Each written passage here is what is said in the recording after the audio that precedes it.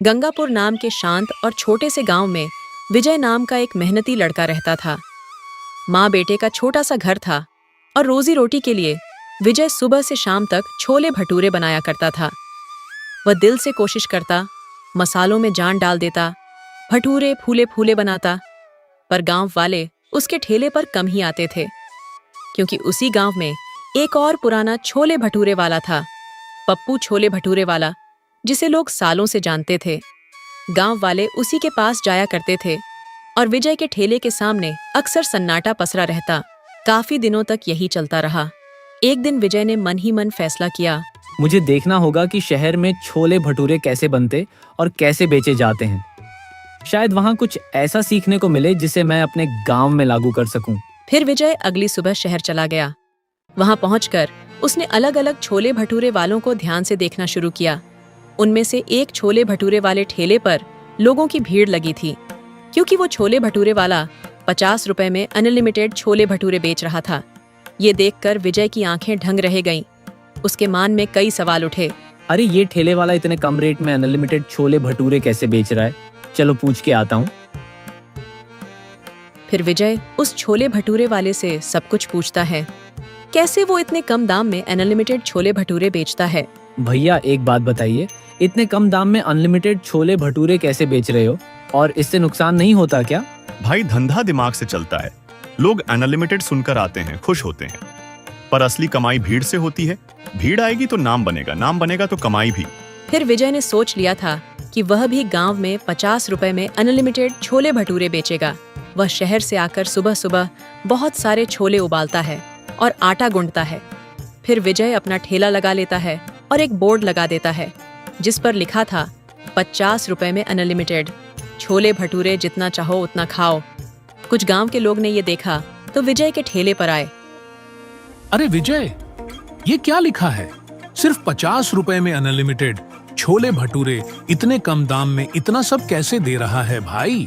अरे विजय, बताना जरा, कहीं मजाक मजाक तो नहीं? कहीं एक प्लेट के बाद बोल देगा खत्म हो गया। नहीं भैया, ऐसा कुछ नहीं है। जितना मन चाहे खाइए।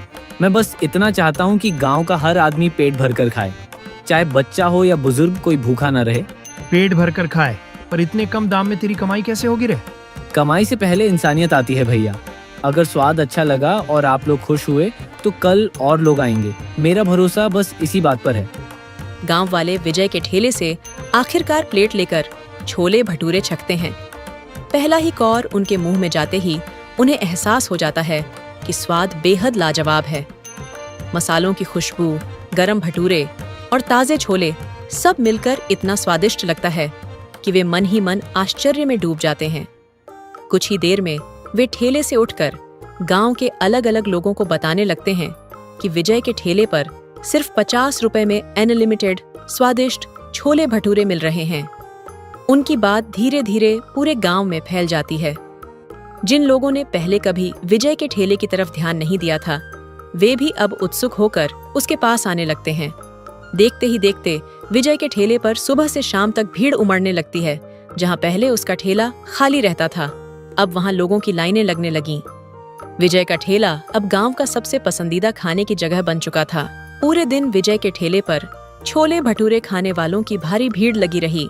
रात को जब वह ठेला समेटकर घर पहुंचा और बैठकर अपनी दिन भर की कमाई गिनी, तो पहले जहां वह दिन भर में मुश्किल से 200 से 250 रुपए कमा पाता था, आज उसने एक ही दिन में 1200 रुपए कमा लिए थे। इतनी कमाई! आज तो सच में मेरी मेहनत रंग लाई है। लगता है अब सब ठीक होने लगा है। माँ देखो, आज मैंने पहले से कई गुना ज्यादा कमाया है। आपकी दुआओं की ताकत है, नहीं तो मैं अकेले इतना कभी नहीं कर पाता। बस बेटा, ऐसे ही ईमानदारी से मेहनत करता रहे। पैसे तो आते जाते रहते हैं, पर लोगों का भरोसा बन जाए तो समझ लेना असली कमाई वही है।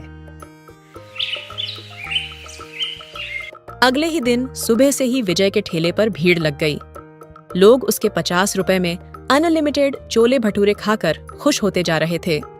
स्वाद सबको इतना पसंद आया कि हर कोई उसके छोले भटूरे की तारीफ करता। अरे सुन, वाह, मजा आ गया। ये मेरी चौथी प्लेट चल रही है। क्या लाजवाब स्वाद है। तू भी खा। ऐसा छोले भटूरे का स्वाद गांव में कहीं नहीं मिलेगा। गांव में अब रोज विजय के ठेले पर भीड़ लगी रहती थी। जहां पहले लोग पप्पू छोले भटूरे वाले के पास जाया करते थे, वहीं अब उसके ठेले पर गिने चुने लोग ही पहुंचते थे। जब से इस विजय ने अनलिमिटेड छोले भटूरे का ऑफर शुरू किया है, तब से मेरे ठेले पर तो कोई आता ही नहीं। ऐसे नहीं चलेगा, इस विजय का कुछ न कुछ करना पड़ेगा। पप्पू विजय की बढ़ती भीड़ देखकर अंदर ही अंदर जलने लगा। उसने तय कर लिया कि विजय का ठेला चलने नहीं देना है। इसी सोच के साथ वह गांव की सबसे बड़ी और एकमात्र राशन की दुकान धर्म सिंह किराना स्टोर पर पहुंचा। ये वही दुकान थी जहां से गांव वाले भी सामान लेते थे और विजय भी रोज अपना चना आटा और तेल लाता था। पप्पू ने धीरे से जेब से पैसे निकाले और दुकानदार धर्म सिंह की तरफ बढ़ा दिए। फिर धीमी आवाज में बोला कि अब से विजय को कोई भी राशन न दिया जाए। धर्म सिंह पहले तो झिझका, लेकिन पैसे देखकर वह मान गया। इस तरह पप्पू ने विजय का ठेला बंद करवाने की अपनी पहली चाल चल दी। कुछ दिनों बाद रोज की तरह विजय सुबह सुबह राशन लेने धर्म सिंह किराना स्टोर पहुंचा। उसे उम्मीद थी कि आज भी पहले की तरह चना, आटा और तेल मिल जाएगा। लेकिन जैसे ही वह काउंटर के पास पहुंचा, धर्म सिंह ने अजीब सा बहाना बना दिया। धर्म सिंह जी, जरा 1 किलो चना, आधा किलो आटा और थोड़ा सा तेल दे दीजिए।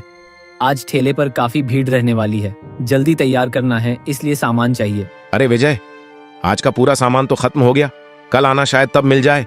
विजय को थोड़ी हैरानी हुई, लेकिन वह चुपचाप वापस लौट गया। अगले दिन फिर गया, फिर वही बहाना, सामान खत्म है।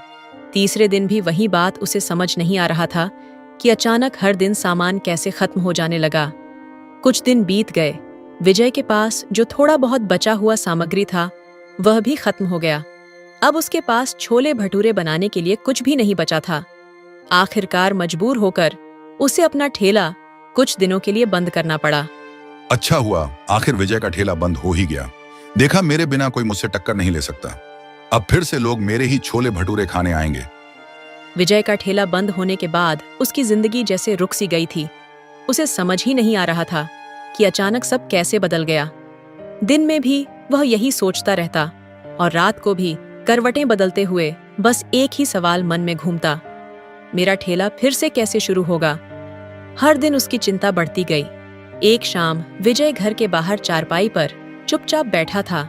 हवा भी जैसे उसके मन जैसा भारी लग रही थी। तभी दूर से किसी के कदमों की आवाज आई। विजय ने ऊपर देखा, उसका पुराना दोस्त उसकी तरफ आ रहा था। अरे विजय, क्या हुआ? तू इतना परेशान क्यों दिख रहा है? और सुना कि तूने अपना ठेला भी बंद कर दिया। सब ठीक तो है ना भाई? विजय ने धीमी आवाज में अपने दोस्त को सारी बातें बता दी। कैसे राशन वाला हर दिन बहाने लगाता रहा, कैसे उसका सारा सामान खत्म हो गया और आखिर में ठेला बंद करना पड़ा। ये बातें सुनकर विजय का दोस्त बोला, अरे बस इतनी सी बात। मेरे चाचा की शहर में बड़ी राशन की दुकान है। गांव में हर हफ्ते जो ट्रक राशन लेकर आता है ना, वही उन्हीं का होता है। तू बिल्कुल चिंता मत कर। अगले हफ्ते जब ट्रक आएगा तू सीधे वहां से सामान ले लेना। मैं अभी जाकर चाचा से बात कर देता हूँ। सच में भाई, तूने मेरा बहुत बड़ा काम कर दिया। मैं तो बिल्कुल हार मान चुका था। धन्यवाद यार, तेरी वजह से फिर से ठेला चला पाऊंगा। मैं ये एहसान कभी नहीं भूलूंगा। अरे पागल, दोस्तों के बीच कोई एहसान होता है क्या? बस तैयार रहे, तेरा ठेला फिर से धूम मचाएगा। कुछ ही दिनों में ट्रक से मिला नया राशन लेकर विजय ने फिर अपना ठेला खोल लिया। जैसे ही उसने दोबारा 50 रुपए में अनलिमिटेड छोले भटूरे शुरू किए, पहले से भी ज्यादा भीड़ उसके ठेले पर उमड़ पड़ी। लोग स्वाद की तारीफ करते नहीं थक रहे थे। दूसरी तरफ पप्पू के ठेले पर ग्राहक लगभग आना बंद ही हो गए।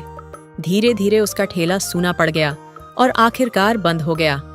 विजय की मेहनत और ईमानदारी ने फिर से जीत हासिल कर ली।